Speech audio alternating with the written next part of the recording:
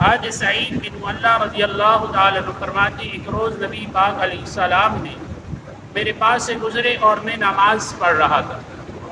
چنانچہ اس دوران نبی پاک علیہ السلام نے مجھے بلایا اور میں آپ کی خدمت میں حاضر نہ ہوا۔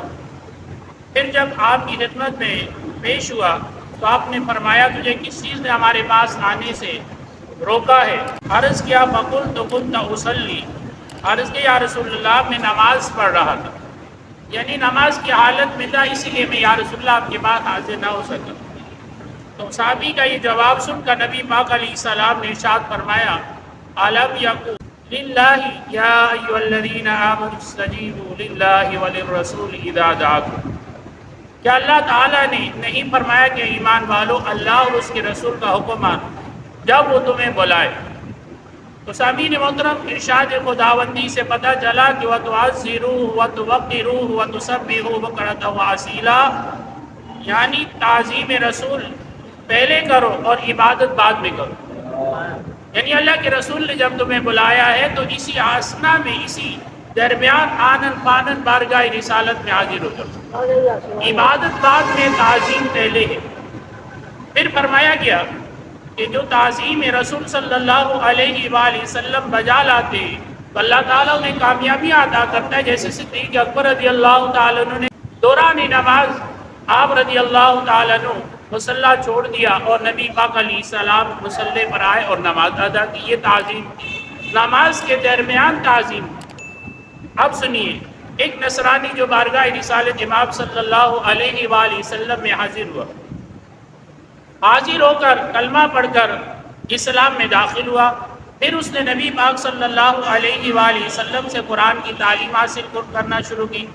فرمایا جب اس نے سورہ بقرہ، سورہ آل عمران پڑھ لی تو نبی پاک علیہ السلام نے اسے وحی لکھنے پر متعین فرمایا۔ فرمایا گیا کہ اس بدبخت کو اس نے دین اسلام کو چھوڑ دیا۔ چاہیے تھا کہ اللہ کے رسول علیہ السلام سے وابستہ رہتا، لیکن اس کے بعد اسلام سے پھر گیا، اسلام کو چھوڑ دیا، مرتد ہو گیا اور نصرانیت کو دوبارہ اختیار کیا۔ نبی پاک صلی اللہ علیہ وآلہ وسلم کی بے ادبی اور گستاخی کرنے لگا، لوگوں سے کہنے لگا کہ محمد صلی اللہ علیہ وسلم کو صرف اتنا ہی جانتے ہیں جتنا میں نے انہیں لکھ کر دیا ہے۔ چنانچہ اس بدبخت کو موت آئی، لوگوں نے اسے دفنا دیا۔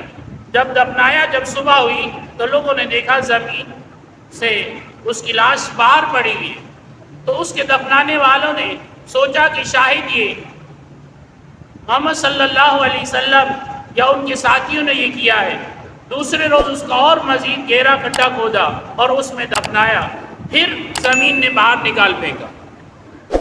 پھر تیسرے روز پھر اسے اور مزید گہرا گڈھا کھود کر اسے دفنایا، تیسرے روز پھر اس کی لاش باہر پڑی تھی۔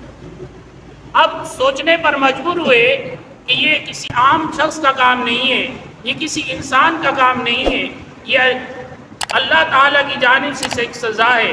تو فرمایا اس کی سزا یہی تھی کہ اللہ کے رسول صلی اللہ علیہ وآلہ وسلم کی بے ادبی، گستاخی کی اور اسلام کو چھوڑ کر نصرانیت کو اختیار کیا۔ اللہ تعالیٰ کے حکم سے زمین میں اسے قبول کرنے کو تیار نہیں۔ اسی لیے فرمایا گیا کہ جو اللہ کے رسول صلی اللہ علیہ وآلہ وسلم کی بے ادبی، گستاخی کرے تو فرمایا گیا وہ روح زمین پر رہنے کے قابل نہیں ہے۔